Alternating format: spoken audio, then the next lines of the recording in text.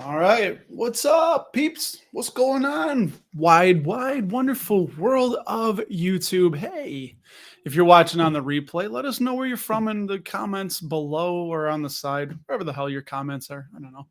And what's up? I'm Russ, and I'm going to just do a really nice and easy episode here, just showing you what I bought this week, some of the dividends I received. Nothing too crazy, nothing out of left field.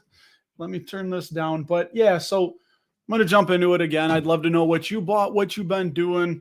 Looking at Coyote Sunglasses there, who's rooting against the, oh no, it's rooting for the Bears. No, the Bears against the Packers. I gotcha. I can read that, man. It's still waking up, I guess, this morning. So yeah, I'm going to just jump right into it and show all y'all peeps out there what we bought. And again, yeah, where are you guys from? Where are you watching from? Where are you coming to us from? I'd love to know that. That would be really, really cool. So here we go. There we are. This is the bridge account. So I have this in two different portfolios, what I bought. And we can see that on the 28th, I still haven't been adding much. Share of Celanese at 101.25. Dude, it's at like 109 right now. This is a company that Warren Buffett had bought in the past, and it's down a bunch from where he bought it. But hey, it's still undervalued on alpha spread. I think they showed the intrinsic. I will do that later. What's up, Steven, again from Mississippi, man? Cool, man. So yeah, I bought one little share of Celanese, and you can see I've been holding too much cash, so I got Schwab interest right there. They do pay you interest if you have cash just sitting there, but it's not nearly enough if you're asking me. Some dividends from Eaton, ticker ETN. I've been holding Eaton for a long time. That's one of the OG stocks in the portfolio. I haven't sold any. I was lucky to add them right during the crash, during the pandemic sell-off, like March, April, a little bit thereafter. And oh man, I bought them because I know them. Turns out, thankfully, they're a really good company, but I always see their products all across my industry. I shared a tweet from Ottawa, Illinois, 2 Saturdays ago. Or maybe it was last Saturday. I was in Ottawa, Illinois for their Chris Kindle market. And of course, my brain sees the Eaton logo on something that was what was it? It was a little tower for power. It was a power tower.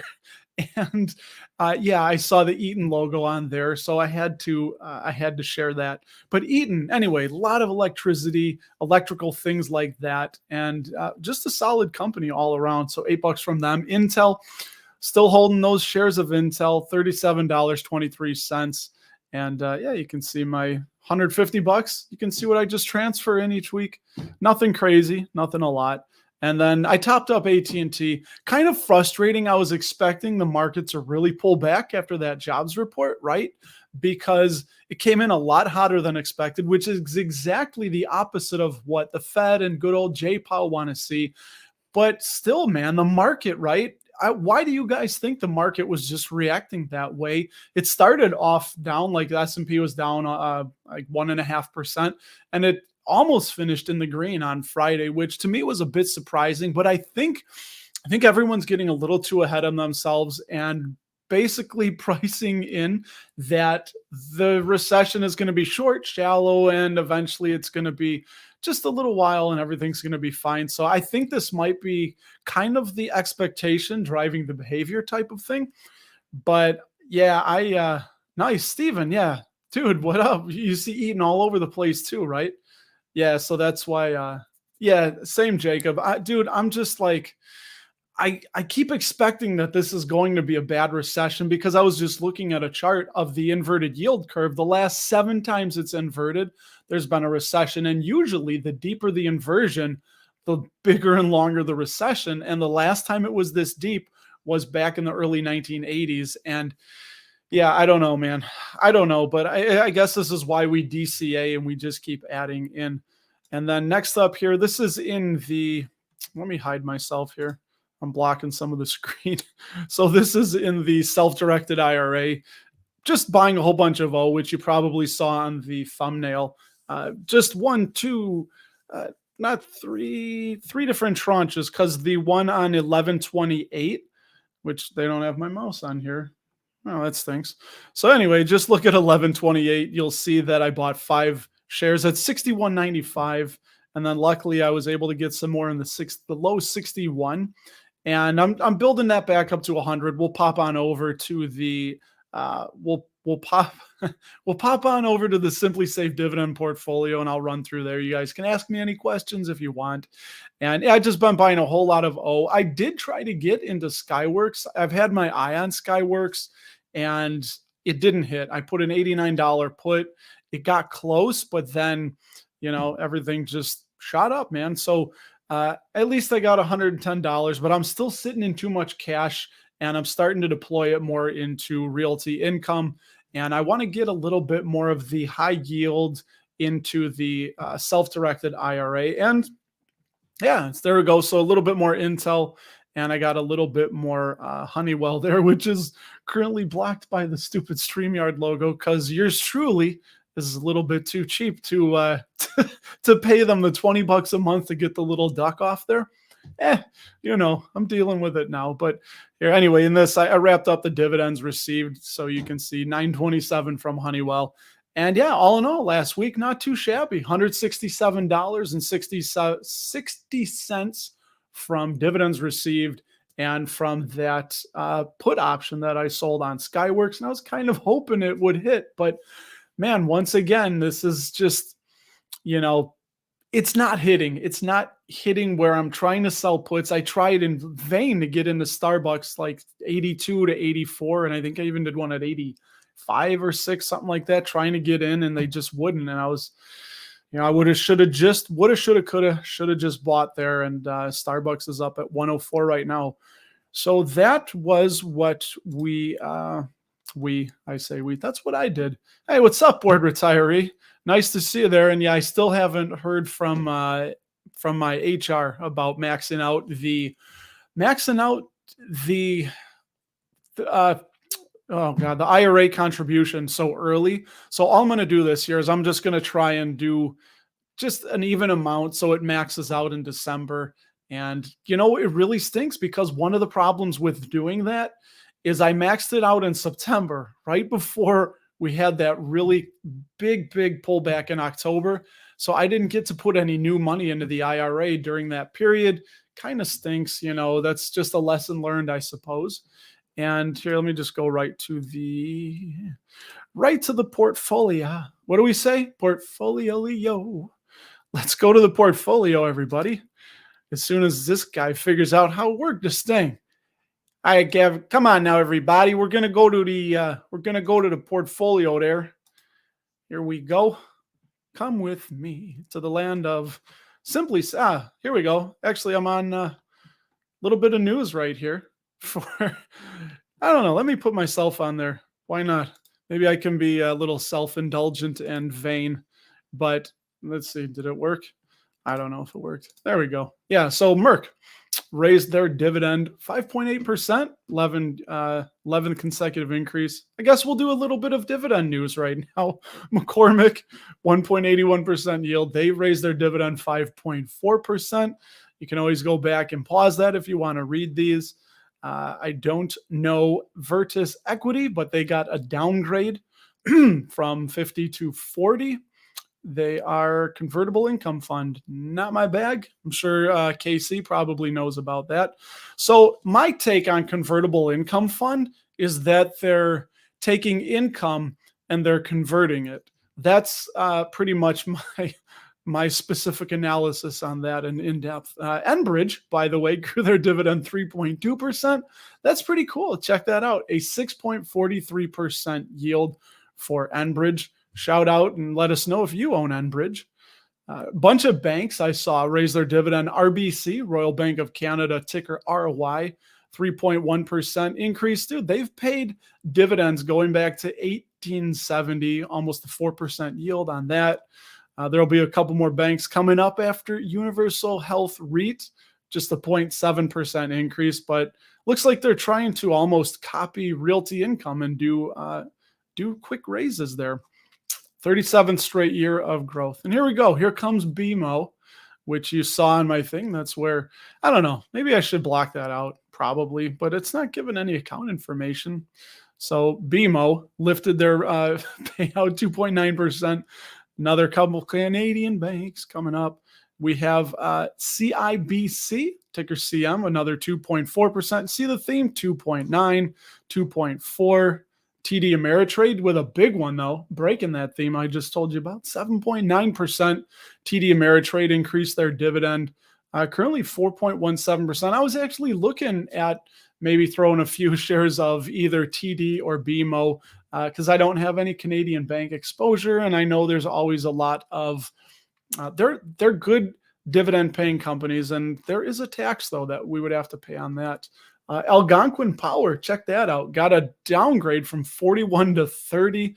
That yield is almost 10%, which, yeah, it looks pretty high for a utility. So I don't know if any of you guys are Algonquin shareholders. And Eastman raised their dividend 3.9%, currently at 3.61% yield, and they refreshed their outlook on J&J. I want to do something here. I don't have my comments up. Let me see what you guys are saying. Yeah, I maxed it out. All right, I'll get back to you guys in a second here. Nice. Okay, real quick. If you have any questions, let me show you the portfolio right here. You do this, you do that. So here's my portfolio. These are the 3 combined portfolios, and actually I believe I have my wedding fund in here for the kids, which is just SCHD and DIVO, and then my kids, we talked about it way back when. I took all their STIMI funds and I put it into custodial accounts for them. So yeah, that was pretty cool. But one thing I shared on the podcast, look at yield on cost when I do this. This is what could be cool about holding stocks for a really long time. And I've talked about this with Casey. Like, my whole thing is trying to generate income without ever really having to sell stocks. And that's what I'm building for. It's a lot longer that way. It's not something that is a get rich quick. It's get rich very slowly. But in the case of Energy Transfer, dude, I got a 17% yield on cost, which is just outstanding. And a couple higher ones too. Ultra, 8.29%. And ExxonMobil, look at that. My cost per share. I wish I would have went hog wild on ExxonMobil. And it was when everyone was panic selling, and it was really simple. I just looked on the horizon and said, oh, okay, eventually the pandemic is going to either have vaccines come out, it's going to run its course, people will build up immunity, maybe all of the above, but we're going to get back to normal eventually. So that was a perfect time to be buying the oil companies. And as you can see, I'm up 143% on ExxonMobil, which, you know, it was just a great opportunity. And I'm thankful that I added some, but I should have done a lot more. But my yield on cost for Exxon is 8.6%, 8% yield on cost for Exxon. That was just fantastic. And still right now, 3.31%. So you can see what holding right does. And then it's Simon Property Group. Simon's stumbling. 8.3% also. And yeah, at least they're at 6% right now, starting yield. So those are some of my high yielding on cost. And even Chevron, $84 is my average cost. So yeah, if you got any questions or you want me to look anything up, let me know. But yeah, dude. So what did you guys buy? Do you want me to look up anything for you? Throw it in the comments. I can get a quick alpha spread intrinsic value, or see what good old Simply Safe says on your ideas there. But yeah, anyway, so going back to some of the comments here, I love it. This is why I started this early, because I used to end it at noon. So now I'm ending at 11:45 my time, Chicago time here. But yeah, Coyote Sunglasses, we were talking, is going to be rooting for the Bears against the Packers. They're both going to miss the playoffs. Hey, you know what? I play fantasy football, so I'm more a fan of the players in the games. And I just love it, man. I love it. Actually, that's been great for Amazon, and it's really given a boost to Thursday night football numbers, I think, because if you don't know how fantasy works, you're rooting for players and not for teams. So there could be 2 really bad teams playing on Thursday night, but because so many people play fantasy, and also tying this into like DraftKings, they have the prop bets where you can bet just on the, like, it's betting against yourself. Will Tom Brady throw for over 300 yards? Or what is it, 300.5 or whatever they do? They put the half in it because it can never, it has to be over or under. So they'll put it at touchdowns. Will Tom Brady throw for 3.5 touchdowns, over, under? And then they put the amount. So people are even just watching games just for those players. So I think that's really cool. And it's been a really nice evolution for sports betting. And I really do think that companies like DraftKings have a future. I know they haven't been doing so well as of late. I haven't looked at them in a long time, but I know they were down. And yeah, Casey said, yeah, I was talking about the jobs report and saying that it was hot. And she said, wage growth. You're right.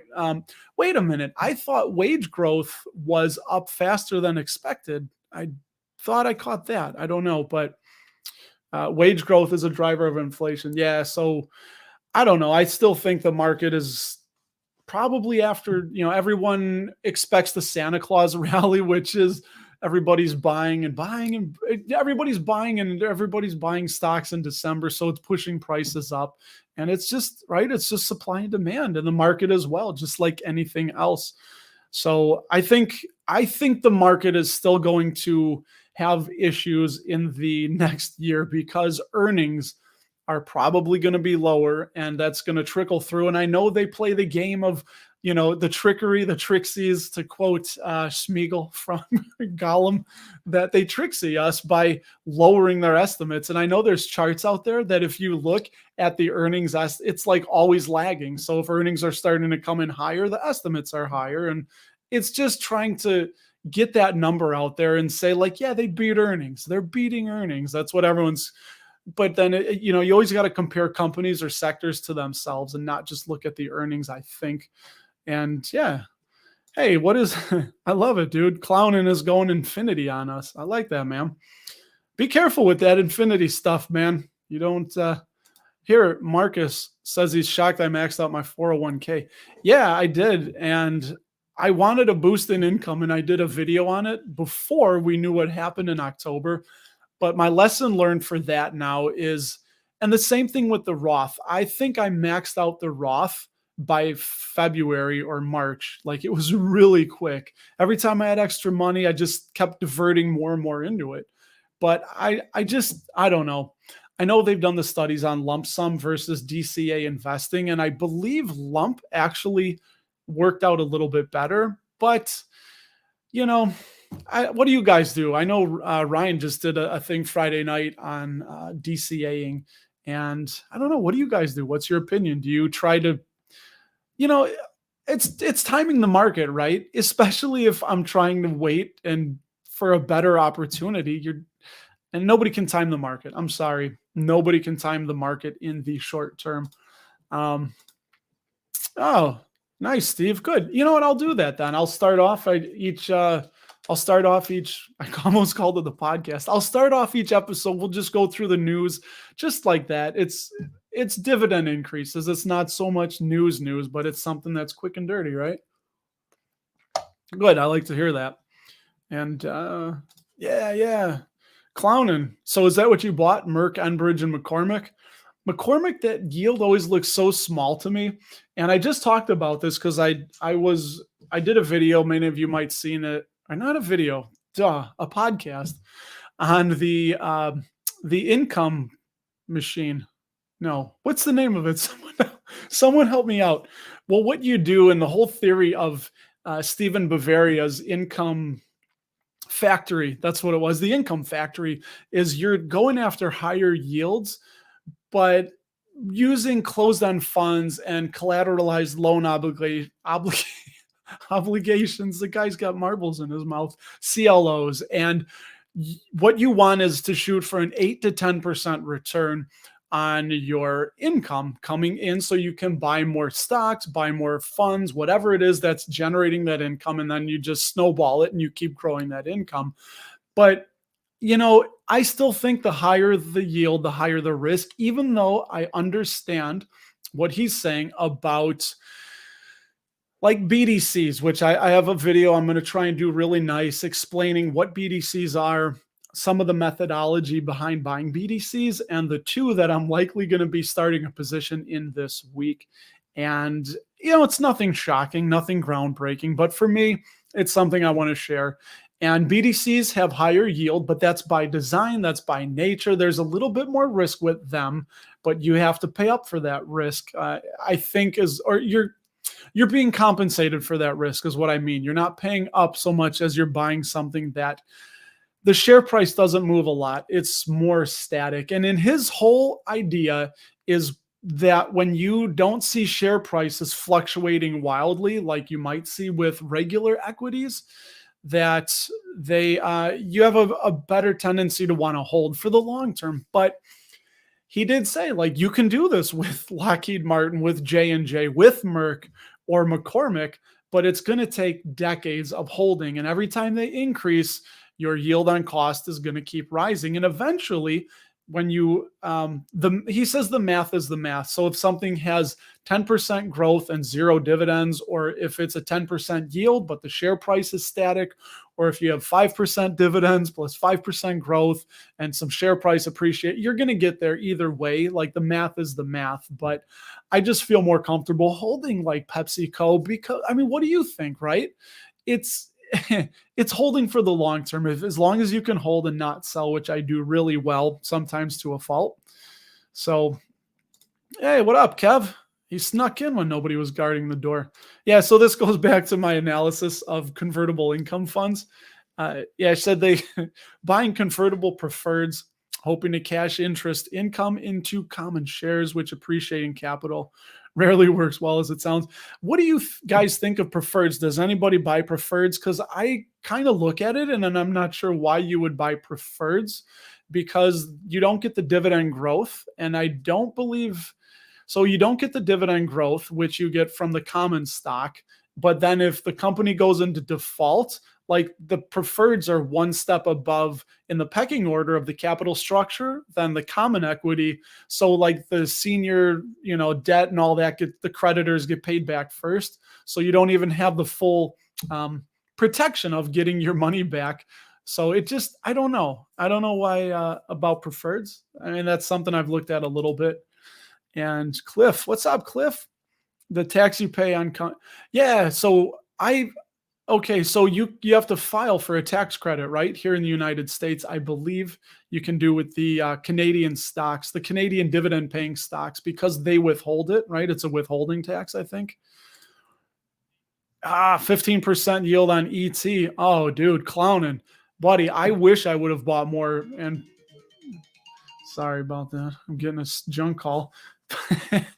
But anyway, so what was I going to say? I don't remember what I was going to say. Next point that we were, so let's see. Poland lost.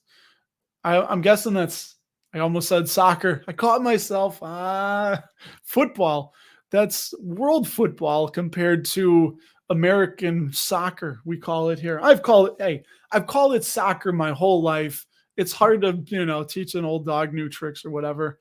Yeah, Journeyman, I'll look up that for you here. Here we go. Journeyman wants us to look up BAH. I will do that for you, buddy. I'll do that for you, buddy. I'm sorry. I'm stalling here trying to. Let's share this entire screen just to get it over with. Rip the Band-Aid off. There's my portfolio. Let's see here. Let's have fun and see my lowest yield on cost, which is Microsoft. But it's still up 1.34 compared to 107. I only have those two shares at $202. I bought those right before the coming out of the COVID crash. And man, I was waiting until sub 200 to load up. So I bought two shares right there. And I was like, all right, I'll get these in and then I'm going to wait. And it's going to drop below 200 and I'll buy more in like the low 190s. Never happened. It just pretty much just gone up from there. Yeah, so there you go. There's a couple. This one, look at KC, turned me on to Nexstar Media Group, which, by the way, owns WGN here in Chicago. And I started that position, 169.95. They are being added to the, what is it, KC? Help me out. Anyway, so they went up 7.8%. I can't think of it. I was just trying to think of. Anyway, yeah. So what was I doing? What's my name? Where am I? what's, what's going on? People are like, buddy, come on. Booz Allen.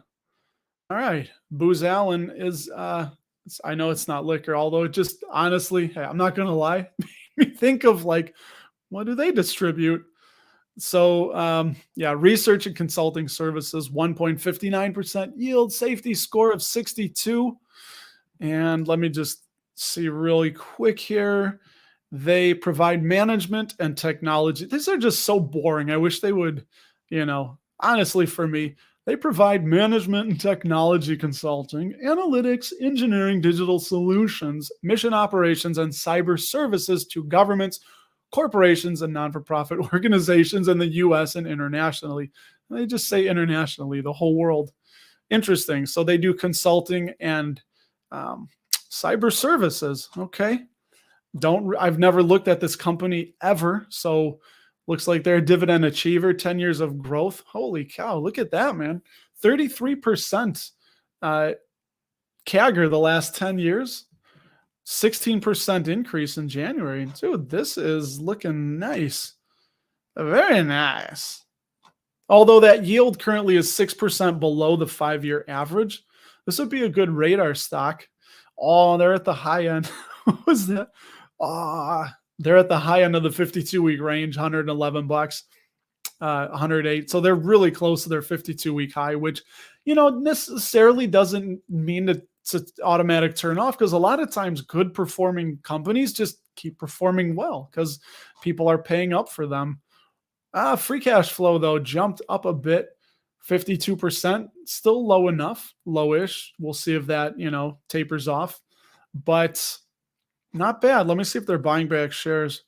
They are. So 150 million in 2017 down to 133 million, and their sales have been going up. You guys know I always say I love seeing the shares outstanding going down, but honestly, you probably want to see companies really aggressively buying back shares when their stock price is down and tanking. I'm thinking of Intel, like Meta did it the wrong way. They bought back a ton of shares when they were, 60% higher. So that doesn't look too well right now, but nice. Reich, 18%. Okay. 66% net debt. It's basically been trending down. And a 7.9 interest coverage ratio. And let me get a intrinsic value for you guys. Yes, I was looking up Lockheed Martin's intrinsic value, which is $369. We won't go too crazy on Booz Allen on Alpha Spread here, but for you, journeyman, we will look $94 base case, 12% overvalued. And the worst case, if we got 5 years of negative growth from what as I understand it, $75, so about 30% overvalued, is Booz Allen. And I'm going to scroll you guys down to see if anybody has been selling good old Booz Allen. Somebody's like, wait, I'm looking at that. Stop. Here, Wall Street targets. So lowest is $95, so 12% downside. And there's their competitors. Come on, where is it? Okay, so there's been a bunch of selling going on. Over the last 12 months, there's been net negative $28.4 million of insiders selling, and no insiders have bought. So that is definitely interesting with good old Booz Allen. And if you can tell, I didn't pin my comments on top of this because I don't know why. I should have, but there you go. That's BAH. Marcus, Keebler Elf lives in Vegas, was buying Exxon Mobil, Hanover Fist. Who's the Keebler Elf? Is that Graham Stephan? Oh, Marcus. Is that who you're calling him? Because I don't want to say. Remind me about if it is Graham Stephan. Who's the Keebler Elf? I don't know. I love it, man. Nice. Coyote grabbed a couple shares of SPYG, SPYD, Devon Energy, Comcast, started positions in Starbucks and SCHD. Dude, Starbucks is killing me that they're so freaking, I don't know. They've just gone up. I'd like to see them. I'm bitter. I'm bitter about Starbucks share price. that it just ran up without me. I'm like, that wait, come back. All right, what do we got here? England and Senegal in the World Cup. I haven't been paying attention at all. I did see the news blurb pop up that the U.S. lost to the Netherlands, and I was like, I don't know. I guess it sucks, but whatever. Hey, KC.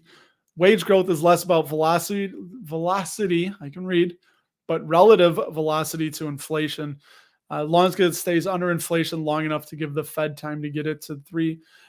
That's interesting. Do you guys think that inflation's really ever going to go back down to 2%? I think it's going to go easier from where we're at like almost 8% to, I don't know, 4 or 5% than from 4 or 5 to 2%.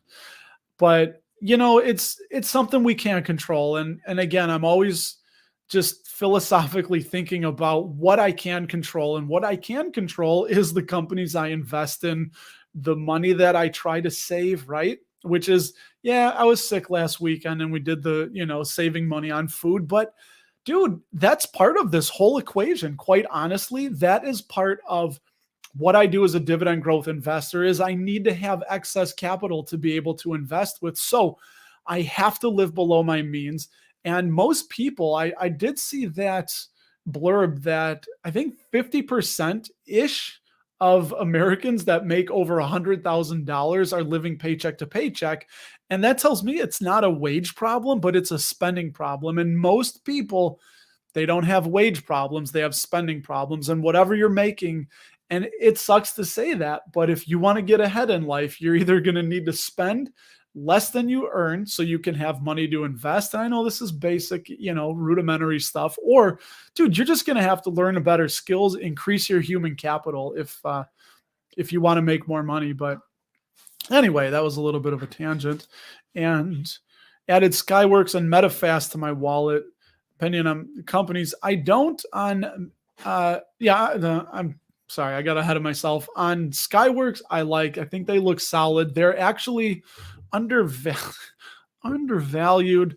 Let me put them up on good old Alpha Spread just to show you that. We won't do the full Monty with them. I don't think. I say that, and then they're like, he lied to us. You're a liar. You're going full bore. You're talking about the free cash flow payout ratio. What were we talking about? Skyworks. That's what it was. Skyworks. So they have an intrinsic value, according to alphaspread.com, $137 for the base case, meaning they're 33% undervalued. And this is what I like, that the intrinsic value of the bear case scenario, the worst case, is showing it's about a 6% margin of safety, which I know there's a lot of investors, they will give their negative growth outlook to get that intrinsic value. And remember, with intrinsic value, it's not exact. So it's not like you say, I can't buy it at $98.83 because it's overvalued in the bear. No, all that is, it's like knowing somebody needs to lose weight without knowing exactly how much they weigh. It's kind of similar. It's a guesstimation because why? Dude, nobody knows the future. That's why this stuff can be dangerous if you try to be exact with it. Unless you're Warren Buffett, I guess. I don't know. But anyway, so right now it would have about a 6% margin of safety, which is why I tried to get it at $89. And, it's a good company. They get let's hear this really quick, 68 safe. That yield is 2.64%. Not breaking the bank with anything, but the yield, though, is 68% above the 5-year average, which is really what puts Skyworks on my radar. And they do have a very nice payout ratio of only 41%, but we see that it was only 7% in 2014. So it's come up just a little bit, and I'm probably blocking that with the comment down there. So my fault, my bad, everybody. I'm going to stop sharing this now. And and as far as MetaFast, I don't know about MetaFast. You didn't mean Medtronic, did you? I don't have any opinion on MetaFast because I've never heard of them that I can think of. Maxed early in 2021, it would have been a win. Yeah, absolutely. And I don't know, dude. I think I'm done trying to do the race of maxing it as quick as possible, and I'm just going to just get there in December. because we don't know what's going to happen. And I think next year is going to be a bit of a rough year. And I think a lot of people are expecting that this is going to be a short and shallow recession, which, I'm going to ask Ari from formerly the artist formerly known as Blue Lion Finance. Ari, we're going to be chatting in a little bit here. He's in Israel, which is 8 hours ahead of me. And I don't know, 1:45 p.m. here. I'm going to be talking to him, which is almost 10 o'clock his time. But he wants to talk macro. He's a macro guy. So I'm going to ask him just macro questions and, have a little chat. Hopefully I'll probably have that video come out tomorrow or something like that. But yeah, so we'll see. A little bit different strategy, what I'm doing. And yeah, Clown and Invest Weekly. I asked you guys about DCA if you just happen to pop in. And KC, what you got going on? Every stock I own has a buy price for me that she calculated out. Nice. See, I like this. She won't buy above it. She'll buy anytime under it. Price to value is what drives all her capital allocation, not doing DCA. And hey, that's kind of like what a lot of the super investors do at times, right? Like they sit on tons of cash. I know Big Warren B. He's the example everyone uses because we follow him most. He will sit on cash a lot and people are like, dude, he's lost it. Warren's lost it. Look at all the cash he's sitting on it. The market's moving up. And then it's like, I guess he actually knows, So yeah, that's interesting, Casey. McCormick raises small little round for the kids. I think so. Do you know they own Cholula, right? They own some hot sauces. And I know this because way back when I did a video on McCormick, and they do own Cholula, and they had some interesting things that are under the McCormick label that they've bought. Yeah, what's up, Cody? Dude, we got to chat, Cody. Aries Capital, I'll spoil it. That's one of the BDCs that I am going to be buying in the self-directed IRA. So, yeah, it stinks that I missed out on the run up from Starbucks. What happened? I had been selling puts in the low 80s, or I'm sorry, I had been selling covered calls in the low 80s, and one of them triggered. And then I tried to get right back in the very next week, but the market and Starbucks kept moving up. So unfortunately, yeah, let me get quicker here with these, run through them. Oh, dude, Marcus, his ship was part of the Stennis battle group. Yeah, back here, I was on the USS John C. Stennis, but I'm a bit of an older guy.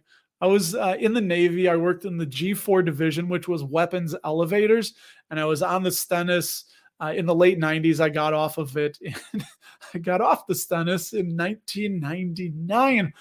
Down there in San Diego, man, very fond memories of San Diego. Shout out if you're down in SoCal. I almost stayed there, and I joke with my wife. I said if I had a girlfriend, I probably would have just stayed out there. But I was on the fence. My grandparents, I was really tight with. They pretty much raised me, and my grandparents were here back in Chicago, and they were getting older, so I wanted to spend a little more time with them. And I just kind of fell into the line of work I'm doing now. And met my wife, we partied, then we had kids, and now here I am doing a YouTube channel talking with all you fine folks out there from around the world because of Shamir in Canada. Harris, he was on last week. What's up, man? All right, I'm going to try and get caught up here so I can answer you guys more in real time. So high level of meta game around preferreds. Sometimes via mergers and acquisitions or stock splits, you end up with a busted convertible or uncalled preferred. Yeah, that's way out of my yield house. That's, as I'm reading and talking, that's way out of my yield farm, which, yeah, yield farming, huh? Like what did Sam Bankman-Fried say? Yield on the on the Odd Lots podcast. He said yield farming is a box you put money into it and more money comes out. And it was like, dude, isn't that a Ponzi scheme? You're just describing. So interesting, Casey. Preferreds aren't a great investment. Yeah, see, it's funny. I had done a little bit of reading a while ago, and that's what my brain locked it in, burned into my mind that preferreds just kind of stay away unless you really know what the hell you're doing with preferreds. Don't touch them. And ever since then, as soon as I hear preferred, my brain's like, whoop, I don't even think of them. So here, a little more preferred. They can pay higher dividends. Okay. Interesting. So they can pay higher dividends. Yeah. NXST, that's Nexstar, which I'd like. There it is. Thank you. I completely forgot that they were promoted up to the S&P mid cap 400 from the small cap 600. So they're graduating, and they pulled back a little bit. And I would like to see them back in the 170s. What are they at now? Let me look at Nexstar. I think they're at like 183, right? Let's see, Nexstar, which is a big media company, one of the big boys out there. Currently 183 bucks. So I'd like to see the lower to mid 170s, even though it's still undervalued. This is the problem I have with price anchoring. And I don't know if you guys have problems price anchoring, but like with Celanese, I had been watching it in the low 90s and it had been sitting there for a good minute. And then I finally bought at 92, 93. And then all of a sudden it's like, whoop, like a couple weeks later, we're at 110. And I'm like, even though it's still undervalued, I still say like, but it was just in the low 90s. Now it's 110. Like what? I'm going to wait. And that's part of my problem. Let's see. Canadian banks reported and 5 of the 6 increased dividends. Okay, cool. Bought some more of them that were below his average cost. Yeah, I'm looking at them. I'm still looking at the banks. And maybe I should turn that ticker off. What do you guys think? Let's take a poll. Now I'm just going to turn it off. Why? Because that's why. I don't know. Oh, what's up? Ryan's in the house from a while ago. Hey, this is oh yeah, by the way, in the description below, you just reminded me I have my book here. This is my book I wrote. I'm giving it away for free, and I wrote it for my daughters just in case I got hit by that proverbial bus or the Martian death ray.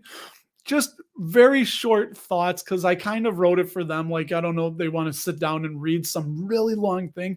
Just a bunch of thoughts 2.5 years ago when I wrote this at the time that I wanted them to know. Just quick things that they can, yeah. So, oh, cool, Casey. You think inflation is going to get back to 2 to 3%? Tech is hugely deflationary. Yep. AI and renewables will drive all negative cost pressure over the next few decades. Key decades. So you obviously don't think as well it's going to be short and shallow, right? So I don't think so. And let's see here. Let's see what Tutomi. Hello, Tutomi. Just started investing 7 months ago. Dude, that's what you just got to start. That's the best advice I have is just start. And also knowing what kind of investor you want to be and knowing that you're going to lose money, because as I've read, one of the great investors said that trying to invest and not lose money is like trying to breathe without exhaling. It just doesn't work. So you want to limit and mitigate and make a lot of mistakes when you're just starting out and don't have a lot of money, in my opinion, in my little humble amateur opinion. So that way, when you're making bigger moves and you're watching Starbucks run from 82 to 104 and you got out because you made a few $100 selling covered calls, yeah, you don't want to make those big mistakes when you have a lot of money on the line. So just really good, get your feet wet. And I think it helps to know if you want to be completely passive, like you don't want to do the work. You don't want to look at sites like, Simply Safe Dividends and look at individual metrics and financials for companies, then just buy the market. What's that? VTSAX and chill, or the ETF, the sister ETF of it, VTI. Just buy the whole market. Just do average. What's the market do? About 10% average on, when you, what's he doing? He's having a brain cramp. Yeah. About 10% average is what the market does. I hear MetaFast. Yeah. I don't know anything about them. You skipped it, but really MED is a symbol and you can review it as well. Oh yeah. Yeah. Let's do it. I'm sorry, Steve. Here we go. We'll just, I promise I'll try and do MetaFast quick and just see what we got going on here. Cause it's another company that I haven't looked up yet on MetaFast. So what was the, sorry, MED. Nice. You guys get to see what I look at, huh? Isn't that fun? Isn't that fun? MetaFast, 45. Dude, yield of 5.42%. Interesting. Personal products. What do they do? They do weight management, weight loss, healthy living products, and nutritional products. Okay. They offer bars, bites, pretzels, puffs, cereal, crunch, drinks, hearty choices, oatmeal, pancakes, pudding, soft serves, shakes, smoothies, soft bakes. We're all getting hungry now. And soups under the Optavia Optimal Health by Take Shape for Life and flavors of home brands. Never heard of them. They were founded in 1980. Interesting. They've been increasing that dividend pretty quick. And $6.56 per share. Good Lord. That yields 102% above the 5-year average. All right. It's toward the low end of the 52-week range. So why is it toward the low end? Let's see if I can get a peek. All right. That free cash flow payout ratio was 110. Now it's 62. That's come down. I wonder why. We'd have to dig into that. I don't know. We're not going to find out. But let's see. Only 11 million shares outstanding, but sales have gone up a ginormous amount. That is interesting. Free cash flow per share, $10. So they can cover that dividend right now.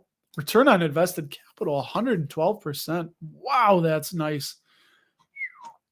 Interesting. And according to this, they have no net debt. That's an interesting company that I think we would put on the radar. And let's look up what meds. Does anybody have any insight to Medifast, why they are down a bunch just because of the sector, or we're not coming up here? Medifast. We can spell Medifast. Hey, told my kids I was going to sing that. I was like, hey, when you're friends, I'm going to tell them, hey, let's all get together and smell my cat. So if somebody just tuned in, they're like, dude, this guy's off his meds. Look at this. Their intrinsic value is 50% under. Wow, this is an interesting pick that I might have to dig into. And the worst case, 175, so 32%. This is a company I've never looked at. I do not know anything about. They're fun. These are just the really quick scorecards that Alpha Spread gives. Looks pretty good, even though the ROIC is declining. It declined to 112%. My God.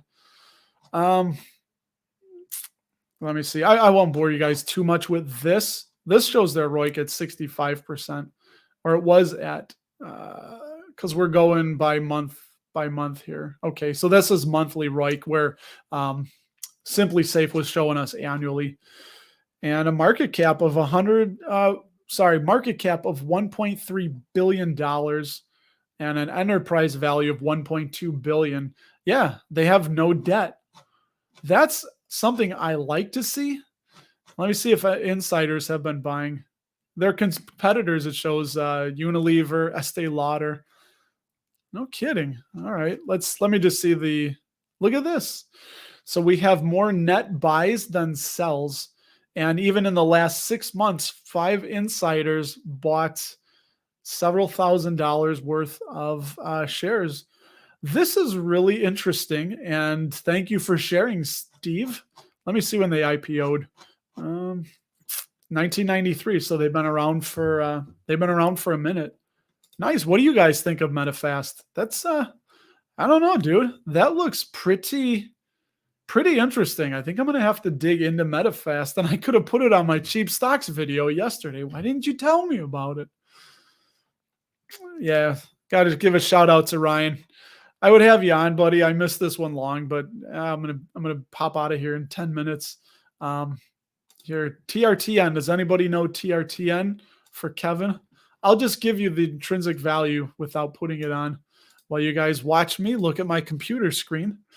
Is this Triton? Triton International. This is the shipping, right? Yeah. They have. All right, I'll show you. I hope you're watching, Kevin, because I'm going to show this one just for you, bud. Just for you, buddy. Let's go. Come on, everybody. Let's hop into the Alpha Spread machine. So Triton has an intrinsic value of 125. I don't know. That seems high. And worst case is 93. And let me see.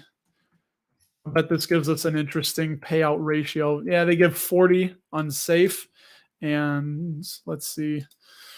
Um, Come on. I think it's my memory because I've noticed when I'm running a bunch of programs, stuff doesn't load up quite as well. Dividend yield, though, is below the 5-year average. Free cash flow payout ratio, 30%. I don't know. That looks interesting. I'm not big on the shippers right now because I know they had a bunch of money come in. And yeah, I think it's going to start fluctuating back to normal. Nice. Eric, well, we're in SoCal. Have you ever been to Pacific Beach? That was my big hangout. Pacific Beach, Imperial Beach, dude. Very fond memories of SoCal. I love it. Here we go. I'm gonna put KC's comments. We'll buzz through hers real quick, real quick about the recession being short or shallow in the near term. Most economies is too strong a headwind. Yeah, I think it's gonna be. I think after the holidays, people are gonna start coming to their, I don't know, senses might not be right, but maybe more or less just realizing that earnings aren't going to look so great and it's going to be a bit of a slog going through it. She doesn't play macro, but yeah, and I'm trying not to, which is why it's going to be cool to talk to Ari and get his take on it. And I'm going to ask him his opinions about if macro events and the whole macro thing should affect how you DCA, because I'm thinking it would be kind of like trying to time the market though. Um, let's see, prolonged recession over a deep, devastating or short. Yeah, nobody knows what's going to happen. The dollar stays strong and serves a major export volume headwind, or the dollar weakens and exports normalize, but internal fundamentals of the U.S. economy weaken. Yeah, it's going to be a worldwide thing, I think. And it's funny. Bonds. I was just reading. Oh my God! You see, this is the problem with doing too many things. Who's my guy? Who's my guy? Help me out, somebody. Every Saturday, I get his newsletter, and it is. I got to give him a shout out because this is wrong. Let me pull up my email for me to see. John Malden. I just remembered. There we go. Just remembered. John Malden.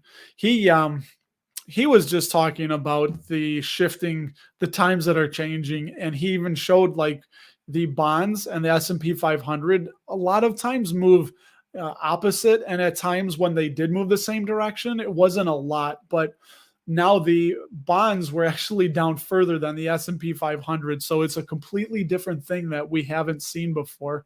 So really interesting. Here we go. Marcus, he was talking about the Keebler Elf in Vegas, because I think they're both in Vegas, Graham Stephan and Andre Jick. So the magician. Yeah, Andre Jick. That's who it is. Yeah, two to me. Dude, we're glad you're here. There's so many great channels. Definitely check out Ryan Williams.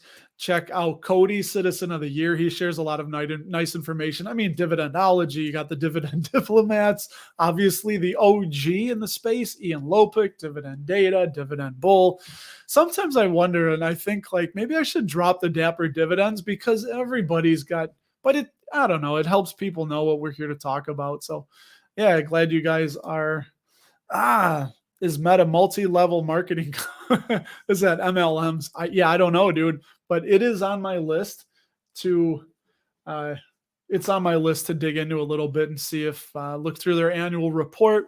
That's something I like doing. Of course, I don't know if you ever feel like you don't have enough hours in the day, because I sure do. Meta. Okay, here we go. I spoke too soon. Meta's cited as a huge pandemic winner since it's basically a weight loss program.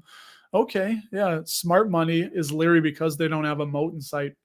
That's interesting, and that would also show why they are down.